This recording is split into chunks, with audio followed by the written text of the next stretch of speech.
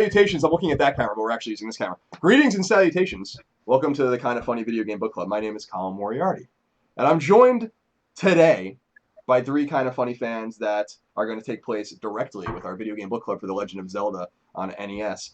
They are Roger, Stuart, and David, and I'm going to now use the mouse, the hypersensitive mouse here. Where is it? Am I using... What? It's this mouse, right? There we go. Why are the monitors so far apart? Is everything okay? Why not? Huh? What? Oh, well, that was great. Thanks, Greg. All right, so David, hello. Yeah. I'm going full screen to David first. How are you? Good. How are you doing? I'm all right. Thank you. I'm doing just fine. Roger. Hello. How are you? How are you? I'm going fine. How are you? I'm hanging in there. Thank you for asking. Stuart. I'm doing well. Good day to you. Good day to you as well. Now understand that I didn't yet ask you how you were doing. I might have asked you a different question. I assumed because the two previous users, he said, "Hello, how are you?" That's just the natural greeting. So Sure. my mind takes me there. Sure. Yeah. Deductive reasoning. I appreciate that. All right. Sure. So, for the uninitiated, the Video Game Book Club, Kind of Funny Video Game Book Club, is basically when we identify a game that we think is important or just very good. And I think with this particular game that I chose, The Legend of Zelda on NES, it is both important and very good, and still holds up. So we'll discuss the game. It's pretty amorphous. Like, I don't have an agenda. I know this game inside and out, and I assume you guys have beaten the game and played it extensively, so you can talk about it as well. I haven't beaten the game in several years, but when we sat down to do the Video Game Book Club kind of Let's Play to introduce this, we obviously showed a little bit of the game. And I wrote a huge FAQ for this game when I was in high school, and so I just know it very, very well. So I hope everyone out there enjoys it. We'll go into the comments and talk as well about the game when the time comes. But in the meantime, I kind of just want to begin with everyone's preliminary thoughts on The Legend of Zelda. And Roger, we're going to start with you. Because you're so handsome. So I'm going to click on you here. Thank you. And then that's not to say Stuart and David aren't also handsome, because I feel like everyone's really handsome today. In their own way. Including me. I'm going to go back to me real quick. See, I'm handsome. Okay, Roger. Yeah. It's the Colin shirt, that's why. Yeah, I saw that. Well, that's a good point. It's an unintentional bias. So, Roger, tell me, what did you think of The Legend of Zelda? I was surprised. I love this game. Like, I really do. And it was very surprising to me because, I don't know if you can tell, I'm a 16-year-old kid. I've never played Legend of Zelda. And I never owned a Nintendo console before my life, PS2, 360, now PS4.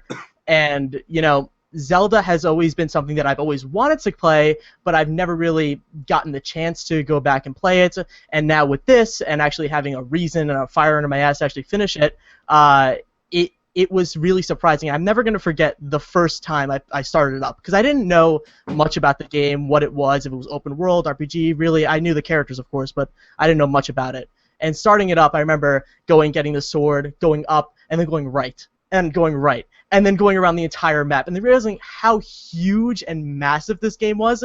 And that's the point where I was like, I'm in love with this game, because it's so massive, it has so many secrets, it's so full of life and things to do that I was just so taken with it. And the thing that I really took from it that I think is really special about it is that it respects the gamer. It tells you, it knows that you can finish a game. It knows that you are smart enough to know where to go or to figure out where to go. And it doesn't give you a bunch of hints every 5 seconds like most modern games that I've grown up with.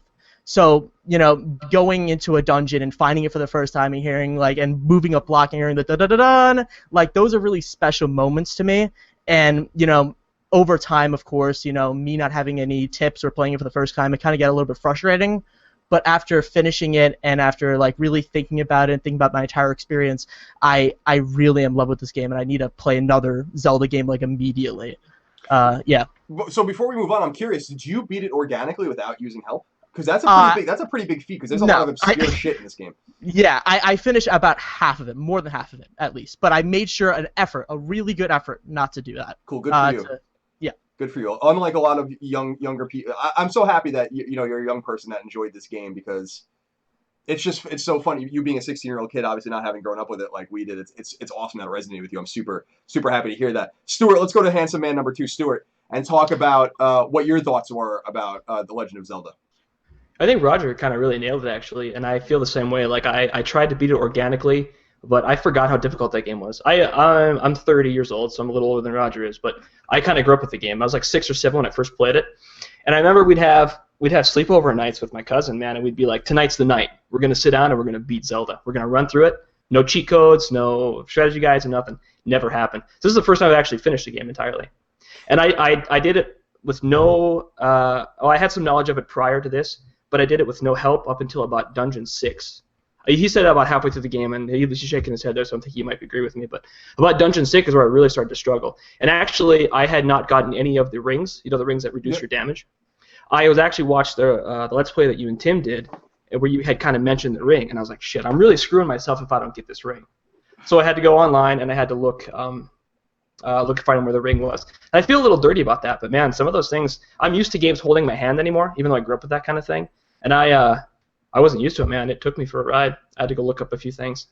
Yeah, there's no shame in it. I mean, a lot of these games are games from another generation that weren't. I don't even feel like they were necessarily expected to be beaten without some sort of help. But it's like what we always talked about, like kind of the recess help, you being with your friends and someone figures out the answer, or you pass it on from player to player, like how to burn the bush or like how to blow up a certain wall and stuff like that. I think these are very obscure. I don't know how the hell anyone figured that stuff out.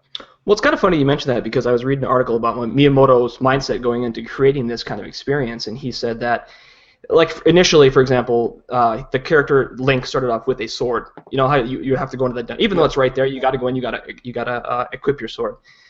Originally, it started out he just had a sword, and he took that away, saying, this is kind of something that I want people to. He wanted to build a social network, and not like an online social network, but more like with your friends. Like he wanted to start a dialogue with people. Because I guess I don't know really necessarily what games were like if they didn't have that. Right. But he wanted people to be conversing because you and I are going to have different experiences playing the game. Sure. You're going to find something that I didn't. And he wanted friends to be able to talk and communicate that way. And I think that's fantastic. And you don't see that a lot anymore, and it's really actually kind of sad. But I can totally see where some of that stuff is like. There's plenty of items in the game. You can even just skip by that you wouldn't even notice if your friends didn't tell you. Oh, no, absolutely. I would say about half the items in the game you actually never even really have to get. You don't have to get the sword upgrades or any of the heart pieces, the rings. No. You don't need what it would be the red candle, I guess. You don't need. So it was designed to be very opposite of Mario as opposed to a very overtly non-linear experience. And I think that's one of its hallmarks for sure. David, let's go to you. Handsome Man number 3, and see what you thought about your experience with Zelda, because we have with Roger and then with Stuart 2 different experiences. Roger being a younger man who has never really experienced the game before, didn't know what to expect, and then Stuart kind of doing his thing with some foreknowledge. So what did you think of the game, and had you experienced it before you sat down to play it this time around? So to add into the conversation, myself, I'm 23 years old, and my first introduction to Zelda was Majora's Mask. Favorite Zelda game of all time. Fell in love with it right when I played it. The original Legend of Zelda for NES was a game that I always went back to and try to play to experience because it's such a legend itself. No pun intended. But every time I did go back and play that game, it was tough. I mean, I would try to play it organically, get through the first dungeon, find the bombs, the red candle, and after that just be stuck. So when I did hear about it being the game for the book club for this month that we're all doing together, I was like, oh crap, here we go.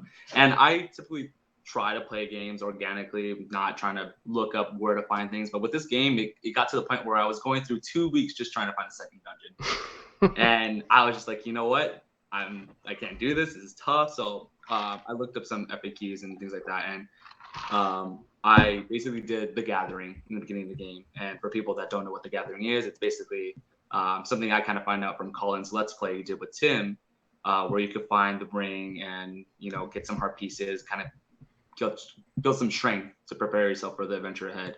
Once I did that, I was able to find the second dungeon and just kind of fly through the game. I didn't want to look up what to do in each dungeon. I wanted to find that out for myself, no matter how frustrating it could get sometimes. I wanted to stick it through and try to play it. I think up until maybe the last 2 dungeons, I just couldn't find where they are. So that was the second time where I looked up a location of something, just try to find out where those last 2 dungeons were. But other than that, I went through each dungeon, try to figure out all the puzzles for myself, and I was extremely impressed. I saw that this was a game way ahead of its time, and I mean, everyone speaks so highly of it, but I feel like you could speak even more highly of it because it's such a great game. This is a game where I imagine if I had it when I was younger, I could have spent, you know, a year or two just playing it, slowly advancing through it, exploring, and being a part of this world. And even though there isn't much interaction with it, it's just there's so much to explore, and I think that's really fascinating. Yeah, it's awesome listening to you guys talk about it from three different perspectives because I think you guys really nail a lot of the salient points about why I think Legend of Zelda is so important because I think there are important games that have come out. River Raid is an important game, for instance, on Atari 2600 because of its kind of top down space or like plane shooting kind of like a very early console space shooter kind of game. But it doesn't hold up really anymore. It's just a very simple and basic game. And I think that something that's so special about The Legend of Zelda to me is that having come out in really February 86 in Japan and then like mid 87 in the West, is that it's very old and I still think it's very timely. I still think the game is fun. Like you guys were all saying, I think we all agree the game is still really good. It's rock solid, you know? And you know, for a game that's sold over 6 million copies so far, it seems to have resonated with a lot of different people. My assumption is that you guys all played on Virtual Console, right? Did any of you play the NES original? By chance? Played on Virtual. Virtual, yeah. That was I my put it assumption. on my PSP actually. Your PSP? Oh, so through an emulator.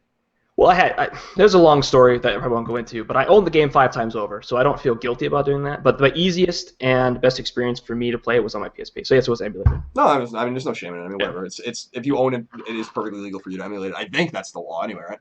That's the last I heard. So that's But whatever. It's a game everyone should play. Pay for it if you can out there. You know, go pay it. You know, I think it's like obviously, $5 or something. yeah. Okay, so what I'm curious about next, and actually, since we were just talking, Stuart, I'll go back to you and ask you this question. What resonates with you in terms of the game? Like when you think about it now in hindsight, having beaten it, you know, you have like me, you've experienced the game, you know, in your younger years. But thinking back on it now, like what resonates with you? What sticks out the most to you in the experience that might parlay itself or be relevant to gaming industry today? In other words, what have you seen in other games that you found in The Legend of Zelda? Well, when I played The Legend of Zelda, the very first one, I can see the DNA of the game and how it's kind of influenced so many other. I don't know specifically if this was the first kind of game of its kind, but like I played games past that, like The Legend of Oasis, for example, for Sega Saturn. Love that game. I can definitely see Legend of Zelda, how it influenced that whole genre. You know, games like that, and it's kind of funny because they tried to switch that up right after with A Link to the Past, and then you see them immediately jump back with. Which one was it for Super Nintendo? No, Link to the Past is Super Nintendo. I mean, Adventure of Link. But when I think of Zelda, when I think of repercussions in the industry, I think of Legend of Oasis. I think games like Alundra for the PS1, Beyond Oasis for the Genesis, and even like Crystallis for the Nintendo. I just see. I don't even necessarily think of Zelda itself, but I think of its impact on the industry in that genre that I fell in love with later on. Right on. Crystal, I like the Crystallis shout out, by the way. It's a great game. Crystallis was so fantastic, man. Maybe we'll do that in the future. Roger, I'm super curious about your perspective. I'm so glad you're here because, again, you being a younger gamer, a kid who's in high school, a kid who didn't really grow up, you know, with these consoles and these games, and presumably doesn't maybe have a lot of experience with some of these older games. Did the game strike you as being old, or like do you see a lot of design aesthetic and stuff that you might find in the current games that you play? I remember the first time I died in the game, I got a lot of like almost like a roguelike type of thing from it, like with like Rogue Legacy and Spelunky almost, where you like die and then you have all your stuff and you continue on from that. I saw a lot of design aspects from that, but even like in a like more of like emotional sense, I found like I had like a similar reaction to this game as I did with like Fallout 3. When you open up the vault and then you go and you see the entire world and you go from there. I kind of had like more of an emotional or design, like I kind of saw parallels from there almost, where it's just open world and you just kind of exploring and trying to figuring out what's happening, and that's the more of the things that I saw, more current games. Right on. And I'm curious, and David, in the same kind of vein, you kind of being in the middle of Roger and Stuart in terms of age. What do you kind of walk away from the game with, and do you see a lot of design aesthetic in some of the games that you enjoy or play as well? Because I personally, I'm asking this because I personally see a lot of The Legend of Zelda in a lot of games, in different kinds of ways. definitely had the same exact thought. I mean, not as far as aesthetics for the game is designed, I think it's well done. I mean, one of the first open world games really that are pushed out to the public. Um, Everything's designed so well. I mean, the sprites are very simple, but you could tell what everything is, and it has a good design and layout to it. I mean, if you really just see it all together as one big piece, it's really impressive. As far as like the open world aspects, when I was playing it, I could see, oh, I could see this in so many other games. And previously to playing Legend of Zelda, I just finished Witcher 3, and I was just thinking, man, this is kind of where this all started, right? At the Legend of Zelda, this open world aspect of just go and find what you can and just explore and continue your own adventure.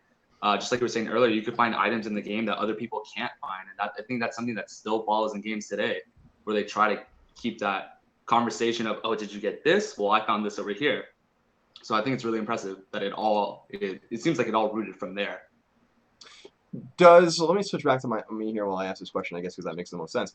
Did a specific dungeon stick out to any of you guys? Like, did any of those resonate with you at all? And it's not a gotcha question. We'll start with Stuart. If not, that's fine. But like, does any specific dungeon stick out to you? Because the dungeon that still sticks out to me the most is actually the first dungeon. Just because it sets a tenor and a tone for what the game is. I don't know if you guys are familiar with Kid Icarus, but it reminds me of every fourth stage you go into like a dungeon kind of a special area in the game. And I like the tenor that the first dungeon sets with the music and the mood and the different enemies and obviously some of the nonlinear elements, the key finding and all that kind of stuff. So Stuart, did anything stick out to you as far as that, or do they all kind of meld together? Because aesthetically they are all very similar. Aesthetically, they are, and they all do kind of meld together. Nothing stands out specifically, but it being so fresh in my mind, I will say right now that the 7th dungeon stands out to me the most, because when I got to the end and I got to the 9th dungeon, and this was a big, funny moment for me, but I got to the last dungeon, to dungeon 9, after I finally found where it was. I got in there, and I didn't have all the Triforce pieces, and I had went through every dungeon. And I had to go back through each dungeon to find out which one I had missed a piece in. There's actually like a way to figure it out. I looked online. There's a way, like, if you're missing the bottom left piece of the Triforce, it belongs to this dungeon or something like that. So I found out that it belonged to dungeon 7, and I went in there and I cleared the dungeon. I had like found the map, I'd found the compass, I'd found the item, and I didn't collect the Triforce piece. That's funny. Yeah, you beat the boss and then just bounced, I guess. Kind of, yeah. I was like, whatever, man. I don't need this. Roger, what about you? Does anything stick out to you, or do they kind of blur together for you? Yeah, well? they do kind of blend together, especially since I kind of finished the entire game like in one like 9-10 hour like play session. Yeah, it's nice, man. Yeah, but like the first dungeon is a really good. I feel like it just really does set a tone, as you said. I remember just going in there and just like pushing the block and then seeing the stairs and like all of that. Just like it was like, okay, this is kind of like a good tutorial of what is to come in later dungeons. But yeah, the first one. And my assumption here with David is your answer similar, or does anything stick out to you? With me, the dungeon that really stuck out to me was actually the 9th dungeon, the last dungeon. When I stepped in and eventually when I found the map, it's like, all right, you think you could handle all the previous dungeons before this? Well, this is the big daddy of them all. Let's see you take this one on. And I was literally stuck in that dungeon for maybe about 4 days. And it really stuck out to me because they were like, we want you to use everything you've learned before this point to finally, accomplish all this. And it was really impressive. Like I can't imagine back in the day people trying to beat that, on their own, or if most people did, because to me it was one of the most complicated things I've ever done in a game. I mean, you really just need to find secrets and, keep your resources, reload your resources, such as bombs, going through secret doors and things like that. And even rooms that are hidden on the map. And for example, finding the red ring to get the red tunic, I stumbled on that by accident, and I was like, whoa, this is awesome. I didn't even think, there'd be anything over here, but I'm in a secret room, or like the map of the last dungeon ship as a skull. You could be in the eye of the skull, and of course that's where you fight Ganon. But the other one you will find a treasure piece, or a treasure where you find a specific item, things like that. So I think it's really impressive, the last dungeon, how it kind of went into overload of like, let's use everything you've learned from this point on and see what you're really capable of. And I thought it was impressive that they let me demonstrate that. Right on. Yeah, first of all, this conversation's already been good. You guys have deep thoughts about this game. I like that. It's very good. Very well done. All right, so I guess I'm going to go, for this particular question, I want to start actually with Roger. Okay. having again, because I think your perspective is so interesting, having kind of gone into this fresh with little backstory in your own gaming experiences and really kind of coming up as a gamer today, which is natural considering your age. Does this make you want to experience Zelda's contemporaries or other games in this series? So by that I mean Yeah. not only Zelda 2 and not only Link to the Past, which Stuart and I were talking about a little earlier, but does this make you want to play a game like Crystalis or a game like Star Tropics or something that derives a little bit of inspiration or a little bit of the 8-bit aesthetic and nonlinearity from this game? Does it make you want to explore that era more?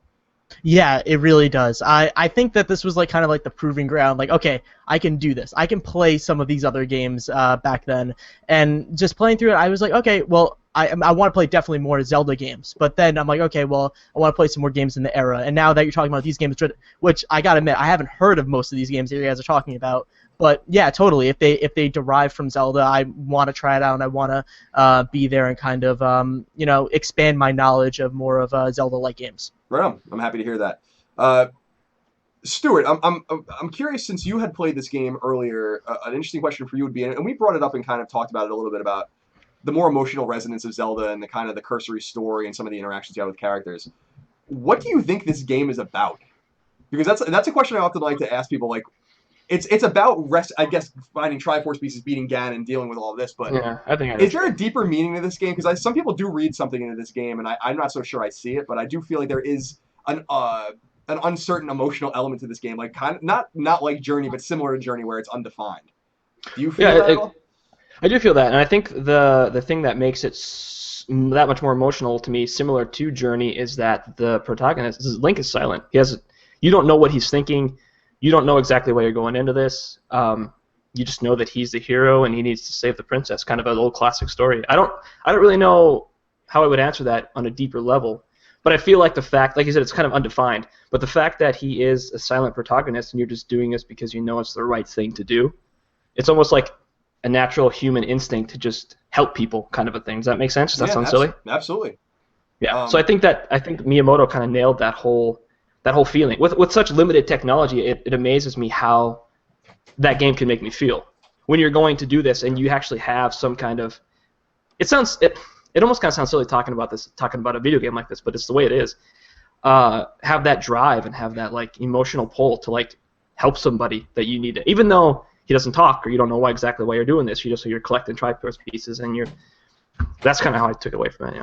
Rob, no, it's kind of hard to answer. No, it is hard to answer because I don't think there's a right answer necessarily either, because I think that there is a weird emotional resonance to the game. Same way I feel about Castlevania 2, actually, where even though Castlevania 2 is more story driven, where there's more to this game than meets the eye based on what you take out of it. And I think that's kind of what we're getting to here, is that there's something about the design aesthetic, there's something about the perspective and the character that doesn't say anything but is doing heroic deeds, that I think says more than in many ways in a role-playing game today, that with tens of thousands of lines of dialogue. Sometimes, in other words, sometimes there's nothing that needs to be said. That's why I always really respected Link in a way. I want to see Link speak more in a game. I want to see him as a character develop. But I think what's powerful about him is that he's an avatar. He's you, And so I think that's really interesting stuff. David, now let me ask you this question, particularly about Zelda. Is there any... We talked about dungeons kind of resonating and how they kind of meld together. One thing I don't think melts together in this game are the items and the weapons.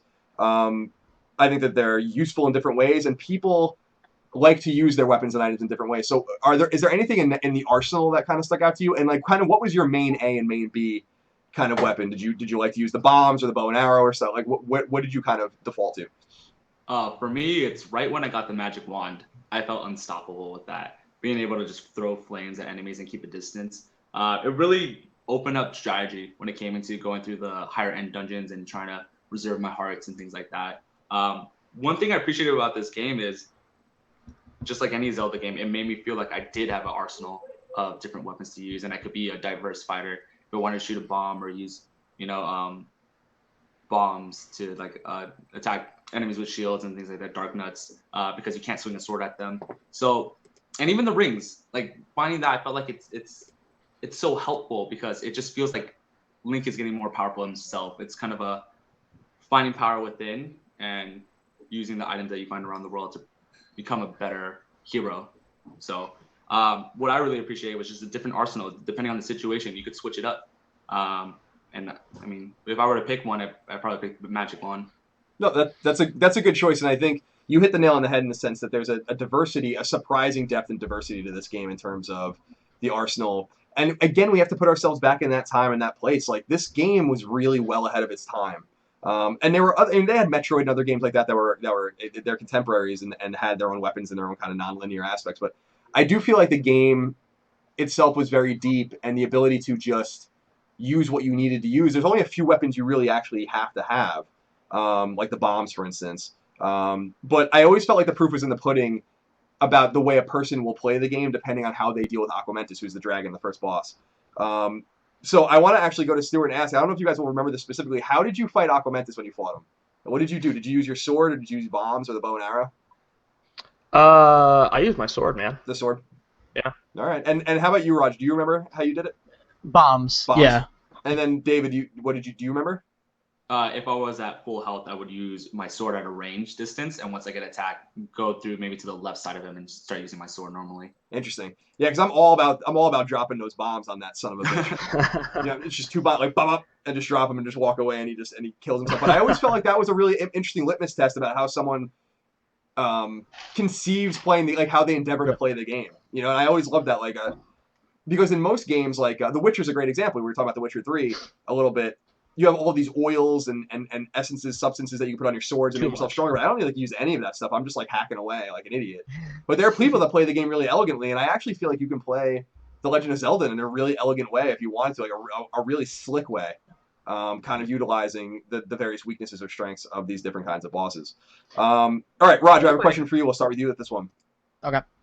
One of the cool things about The Legend of Zelda that I think a lot of people don't even realize is that you can play it twice. There's a thing called Second Quest in the game, which mixes up everything. Mixes up the dungeon order, where the bosses are, where the items are. Did you do that? Nope, not at all. The first time was way hard enough. Fair enough. Stuart, did you fuck around with the Second Quest at all? I was totally aware of it, but I've never, like I said, this is the first time I've ever finished it, and I actually started it I started it when you announced that this was the book club game, and I finished it last Sunday night. I'm not making excuses, but I'm married, I have a kid, I have a full-time job. To me, being able to play, that's why I had to play on my PSP. It was the most convenient. I could take it with me wherever I want. So when I got done with it, I was just I didn't even finish the last dungeon. I didn't get the last piece, I didn't get the red tunic, and I didn't get the map for the dungeon. I ended up just fighting my way through, and I was done. I don't have any more, energy for this right now anyway. No, that's fair enough. And you're not making excuses, except for you just made 5 excuses, but they're completely touche, valid. my friend. They're more valid excuses than Greg's. I have to go drink a glass of water, so I can't hang out with you. David, were you aware of the Second Quest, and did you mess around with it at all? Yeah, I was aware of the Second Quest. Now, I don't know if these are the same thing, the Master Quest and the Second Quest. I don't know if they are the same. I know they might be in terminology. I always associate Master Quest with Ocarina of Time.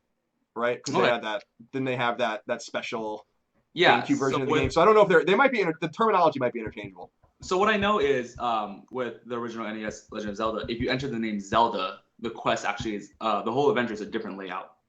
And if you beat the first quest, you can continue kind of a new game plus and start the second quest. Right. So while I was doing my first playthrough, I was thinking, man, I really want to try to do a second playthrough by entering my name as Zelda and see what the differences are, because I've heard that if you enter the name as Zelda, which I'm sure a lot of people back when this game came out did, assuming that was the protagonist's name, got a whole different game out of it, and it's crazy to think that. So as I was playing through, I'm I'm definitely going to do that. But once I beat the game and got that last Triforce piece and saved Zelda, I was like, wow, I can't believe I did it. That was a great experience. And I kind of didn't want to go back to it. I was like, that was perfect for me. And I kind of don't want to ruin it by going back and trying to do everything all over again. So I didn't do it. I actually was really content with my playthrough and the adventure I had playing it. Right on. Yeah, I that's a really fucking funny point I never thought about, which was how many people went home in 1987 or 1988 with the game, put their name in as Zelda, just because, and then didn't realize that they were playing a totally different game. They had no idea that, and there's probably people walking around out there that played the game once, maybe even beat the game like that, and think that that's the game. That's a great point. I never thought about that. So I wanted to see what the differences would be, and I think I might go back to it one day later on. Yeah, so David, considering you can access it right off the bat, it's good. Stuart, were you going to say something? Yeah, I'm sorry, I didn't mean to interrupt. I was No, just it's going to okay. ask David a question. I wanted to ask him earlier, going back to his discussion about the wand. You said the wand was your favorite weapon, and you said you kind of felt like you were empowered and you had the arsenal you needed. I'm curious how you dealt with the red and the Doku nuts. I can't remember the name of them, but the red and the orange, the orange and the blue knights. Because I struggled, man. I struggled with them. That was like my downfall. When I hit Dungeon 6 and those things started coming out, I was like, I had to drop bombs on them. That's how I blew them those apart. guys are tough, and literally I would do the same thing. But I know I would have to reserve my bombs if I could, so I would try to sneak up behind them and kind of swipe them with my sword a little bit. But it really came down to waiting until they're all clustered up together and just dropping one bomb in between them and just watching them blow up.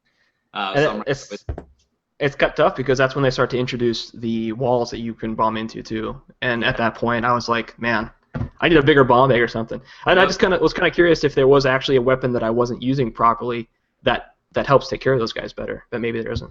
From what I remember, I don't think the wand works on them. I don't think anything worked on them. Yeah, what gets really tough is when you're in a room with the Dark Knights and the like mage casters or whatever, and the guys that make you freeze you from hitting at that point. Yeah. Ugh. Were there, Roger? Were there any sticking points for you, similar to what David and Stuart were talking about? Yeah, as soon as he mentioned the knights, I started shaking my head. I had the exact same thoughts, Stuart. I was like, oh well, is there a weapon I'm not using? Am I doing this wrong? But no, like I was just throwing bombs. I was trying to figure it out. Like countless times I've died to those knights. Yeah, the knights are the worst. Well, and it's weird, right? Yeah.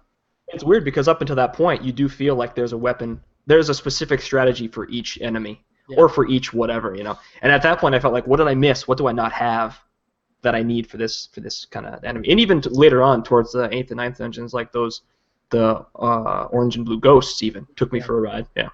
So maybe that's just the way it is. Yeah, one thing I noticed too when it came to those knights is they really, it's kind of what I was bringing up earlier. They're like, all right, let's see if you can take this next challenge on. What I noticed is that if you move slightly above them, you could aim for the heads and avoid attacking their shield or trying to slide behind them and attacking. So I think it's kind of like the game saying to you, we think you could handle this. Here's the next challenge for you.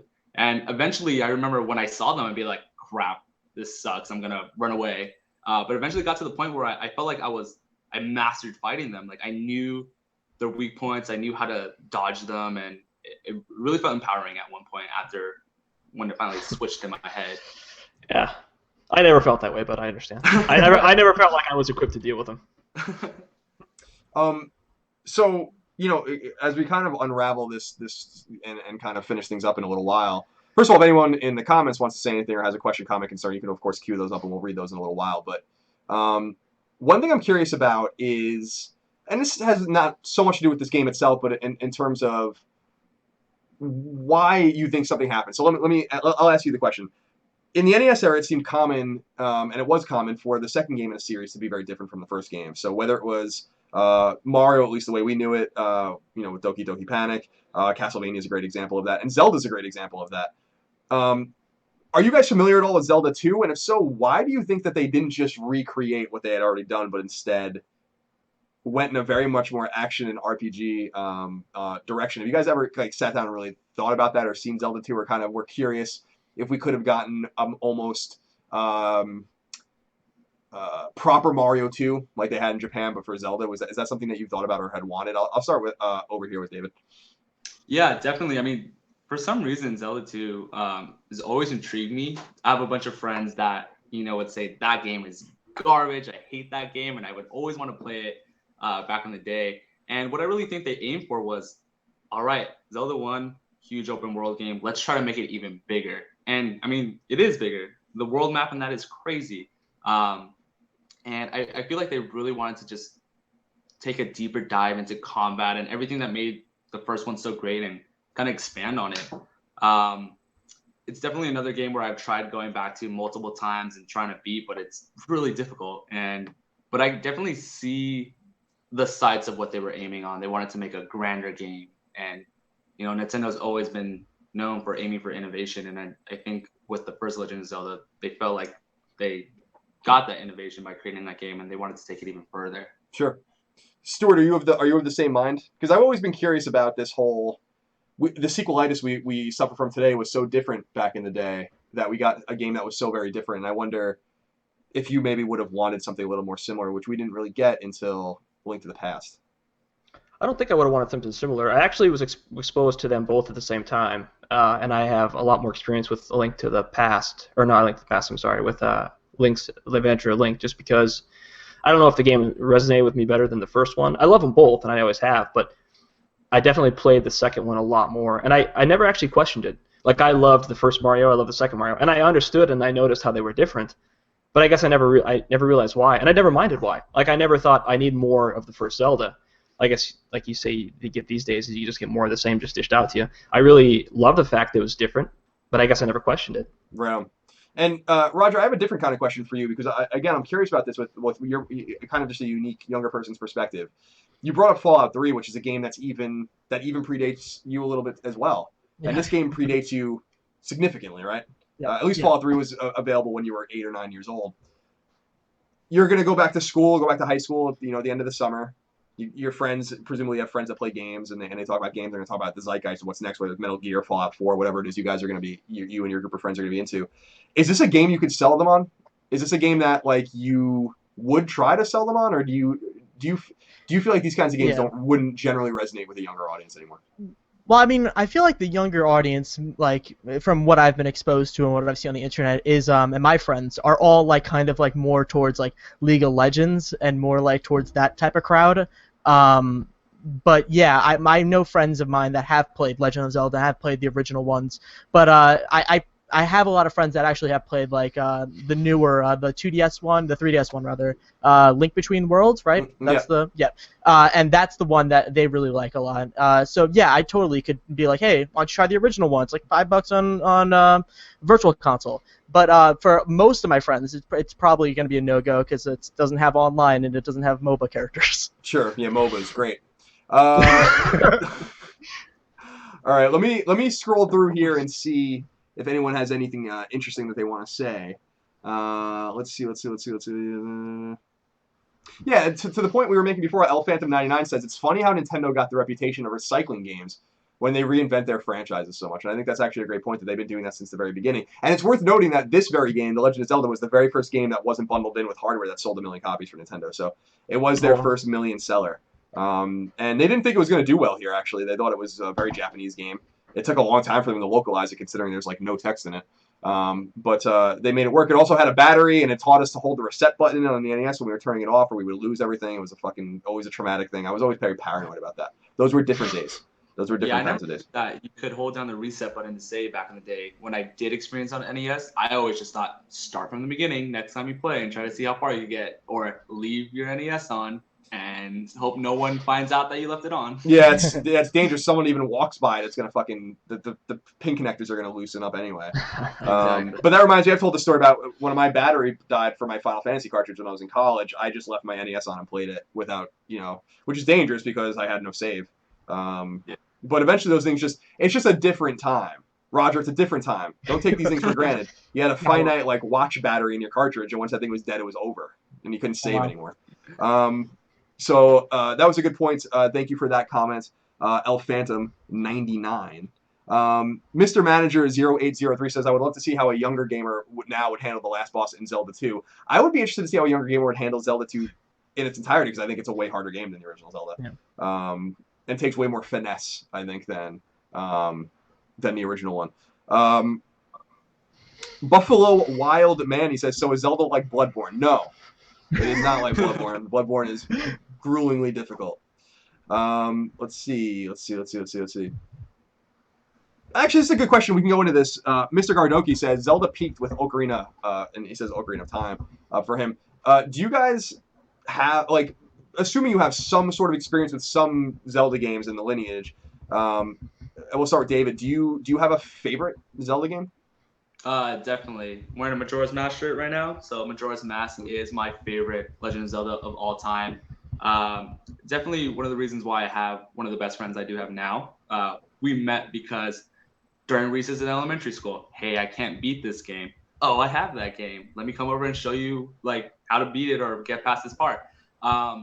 It was my first introduction to Legend of Zelda, and man, what a game. It's something that you could replay so many times and just discover so many new things, and it really felt like a world, a breathing, living world. And as far as Ocarina of Time, I actually didn't play that till many years later. And when I did play that, I'm like, okay, I can see what's so cool about it, but I don't understand how it could be so definitive compared to other Zelda games. I mean, sure, at the time it was a big deal because it was like the first 3D Zelda game and it was an open world 3D game, but like as far as Majora's Mask, the amount of openness and people living in that world and the ability to travel through time and see different perspectives of people's days and things like that was just astonishing.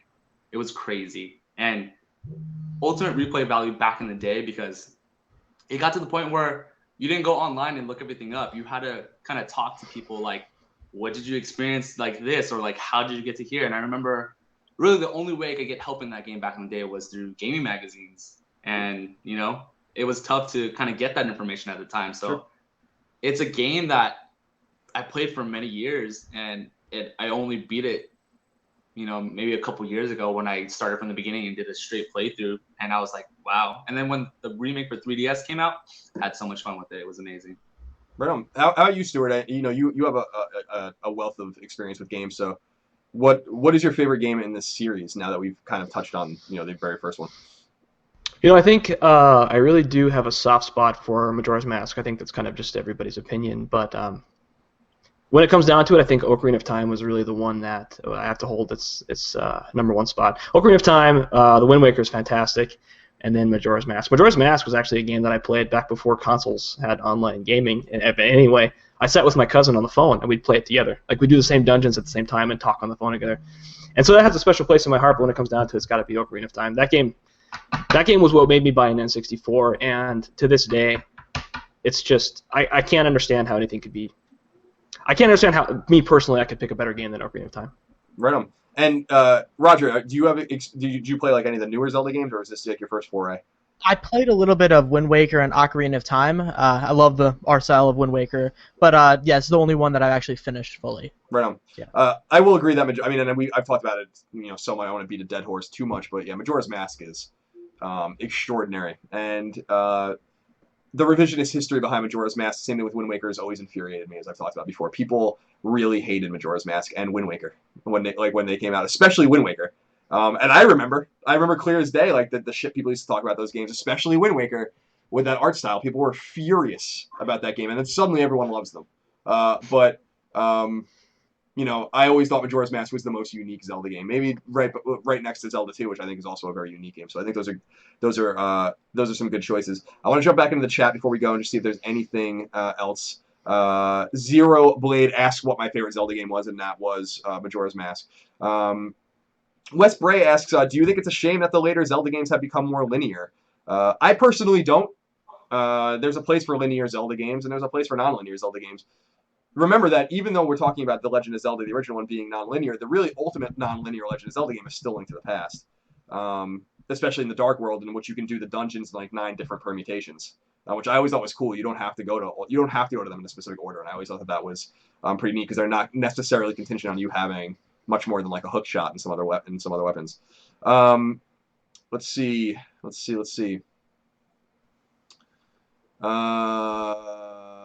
Whoa, sorry. Let's see. I want to make sure I'm not missing anything. Oh, Ocean MMO has a strange statement. He says the 2 highest selling consoles of all time are the NES and the Wii. I'm not sure Nintendo has limited success. That's not true. Neither of those are the best selling console of all time. But yes, no, Nintendo didn't have limited success. But the PlayStation 2 is the best selling home console of all time. And as far as the NES is concerned, PS1, PS2, PS3, Xbox 360 all outsold NES. So I don't know exactly what you mean by that, but I wanted to clear up the facts there. Let's see. A lot of people feel this way. I think I Am the Man 2013 says, I'd say Zelda peaked with Wind Waker or Majora's Mask. I would agree with that. Now we'll get into my last question for the guys before we head out. Let's see. All right. We'll leave it there for now. The question I want to ask to wrap this up is a more Zelda-centric question, and we'll start with my friend Stuart. Where does Zelda go from here? Now that we know that we have a new Zelda game that looks like it might be very open world and very inspired by Western role playing games. And we kind of gone back to the embryonic state for Zelda and for where these nonlinear RPGs kind of come from in some respect with the original Zelda. What do you want out of the future of this franchise? And do you think it still has a viable future? Because the sales have been softer than they used to be. I'm not really caught up with the new Zelda too much because I kind of fell off the Nintendo wagon after. I'm kind of the same boat as you. Like maybe it's just an age thing, but I love Nintendo. I was a Nintendo guy. Super Nintendo, NES, N64. Like I love that stuff. And when it came to the Wii, I was like, what is this? What am I doing? You know, why am I wasting my time? Even I had the Zelda for the Wii, and I couldn't get myself to finish it. So I really don't know where it's going. You said it's more like a Western. The fact that you say it's more of a Western-centric idea or gameplay kind of disheartens me a little bit. I don't know if I like that idea. Maybe I mean I haven't played it, so me saying that might not be the best thing to say. But I think it has a viable future. I just think Nintendo needs to go back to what they had done with the previous games. Like look at Ocarina of Time, look at Majora's Mask, look at your best-selling games, and see what. Like I don't know if companies do this, but go look at message boards. Listen to Kind of Funny. Like listen to how people talk about your franchises and what they love about them, and go back to those roots, man. Go back to mix it up completely. I don't care. Just don't put too much Western RPG on it because I'm a JRPG guy, and I don't know how I feel about that. No, I feel that. I think, and this is all conjecture because no one's seen the game. It's all based on like what you can garner based on the footage that they've shown and kind of the way that they talked about it. Is there's some assumptions being made about what the game looks like it's going to be, which seems like it's going to be more robust than a typical Zelda game. I'm sorry, go ahead.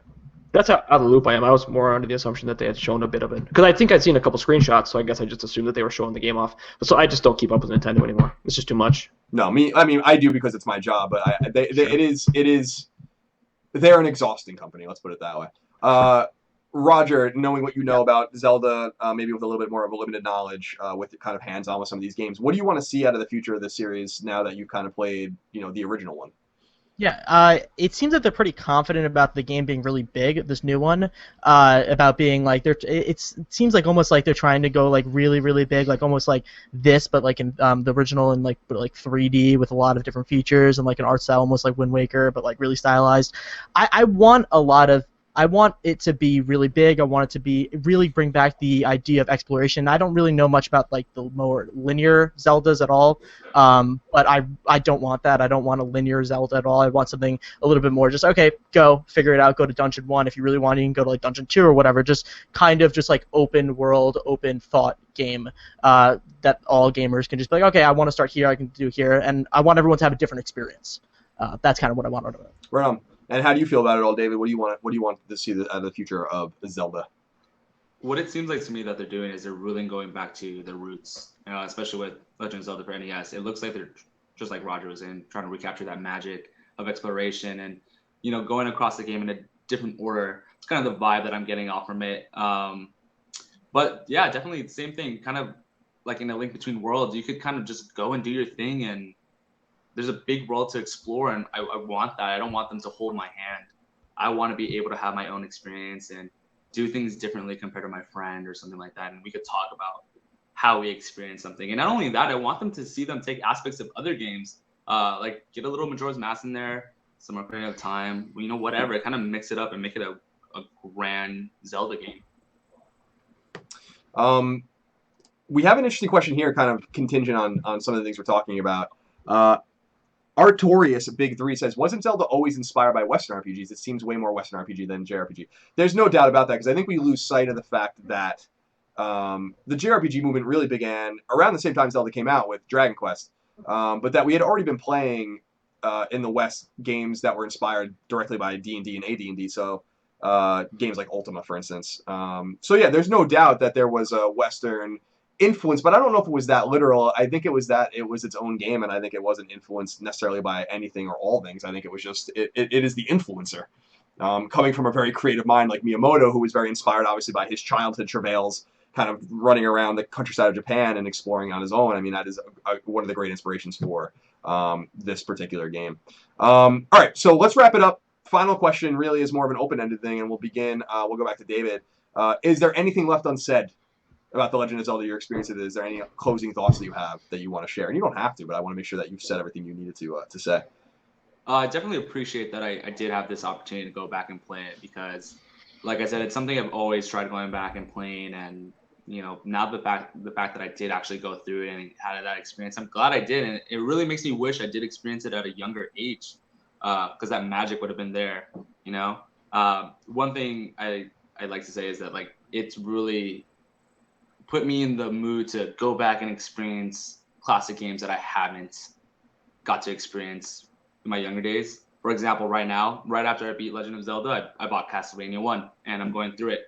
I only got to play Castlevania on like the GBA version, so I want to go back to its roots and kind of. I've been making a list of games I need to go and start from the beginning and experience what they were about and see why they were so great.